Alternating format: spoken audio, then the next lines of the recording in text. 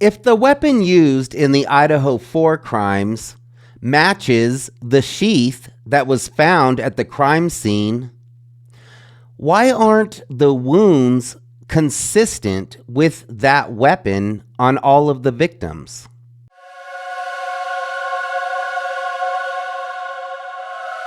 Hey everyone, it's Lucky with Unfiltered Lucky. And today we're going to talk a little bit about this weapon that law enforcement believes was used to commit these Idaho 4 crimes. Now, Steve Gonsalves stated in an interview that this appeared to be like a professional type of weapon, that he was told by a detective that this weapon was probably somebody's prized possession and something that somebody had spent some money on. The weapon used in this crime is described by Steve Gonsalves as leaving huge gouges, tearing the flesh, and creating a lot of damage. Now, does this sound like a K-bar knife? I have a K-bar knife, and I keep it in my camping pack because I use it to cut rope or meat, or sometimes I use it to knock twigs off of larger branches. Because basically, all that it is a utility knife. The K-bar knife is basically just a utility knife.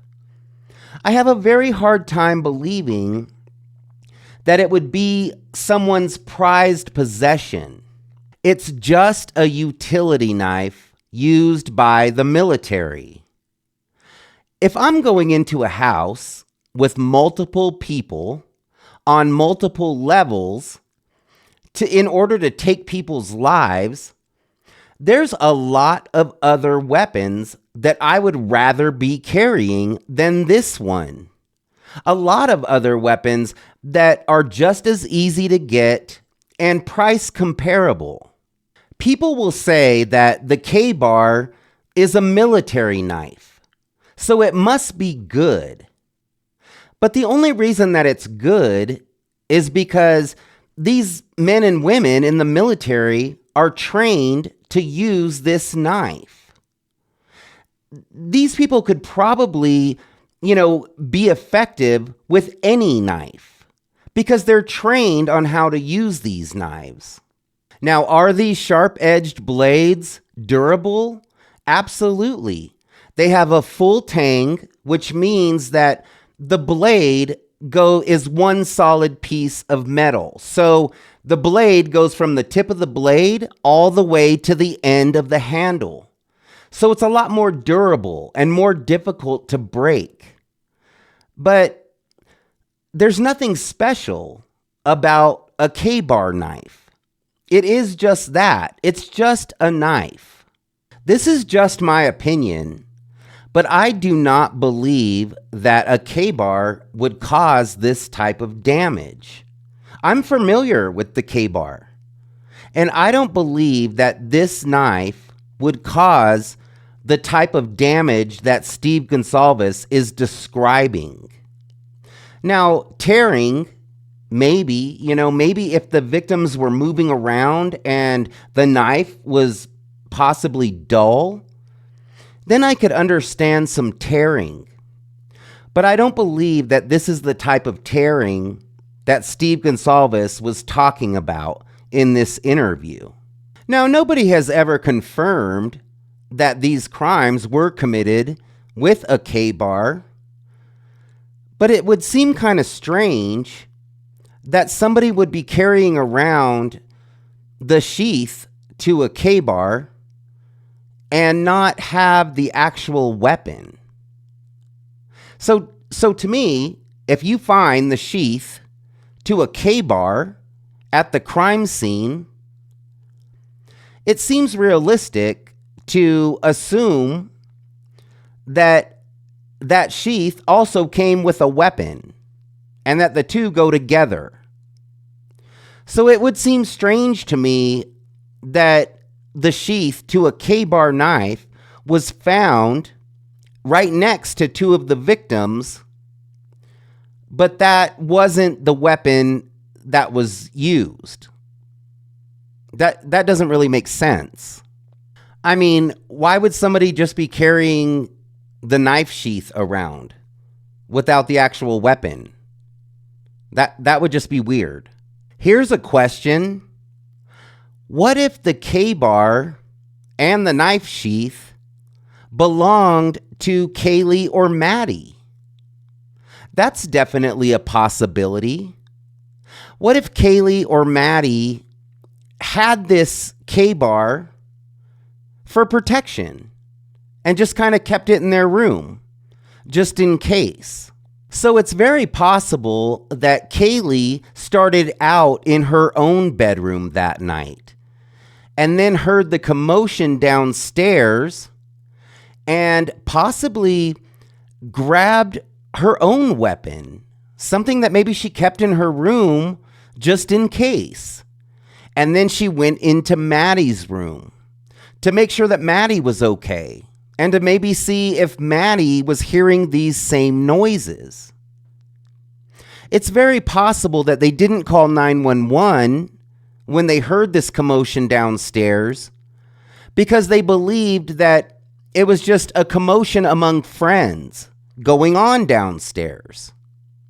So maybe instead of calling 911, they tried to call Jack D numerous times. It's very possible that Kaylee started off in her own bedroom and that she moved to Maddie's bedroom, like I said, maybe to check on Maddie or to see if Maddie was hearing these same noises that were going on downstairs.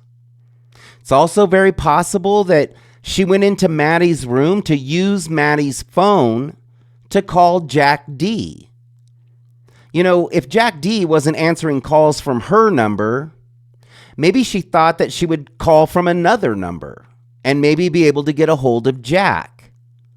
Now we know that Jack D never answered his phone. So is it possible that maybe the K-bar knife belonged to either Kaylee or Maddie and they had taken it out for protection that they thought that they might need? It's very possible that it did belong to Kaylee or Maddie and it was used against them. I don't know how Bryan Kohberger's DNA got onto the button snap of this knife sheath. And I do believe that there's a number of ways that Bryan Kohberger's touch DNA could have gotten onto this knife sheath without him being at the crime scene. It's a thought. To me, it makes more sense than somebody just walking around with a knife sheath in their hand. I do believe that this sharp-edged blade or this K-bar could have been used in committing these crimes. But I don't believe that this is the weapon that Steve Gonsalves is describing.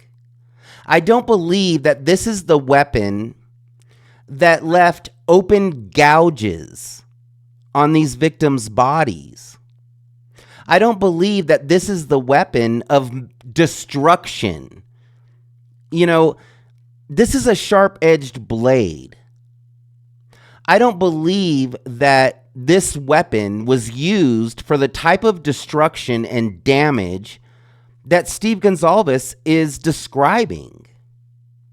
I think it's very possible that this K-bar could have been maybe taken from Maddie or Kaylee and used on them. But I don't believe that this is the weapon that is causing this destruction that Steve Gonsalves is describing. I believe that the weapon that Steve Gonsalves is describing could be swung by a handle.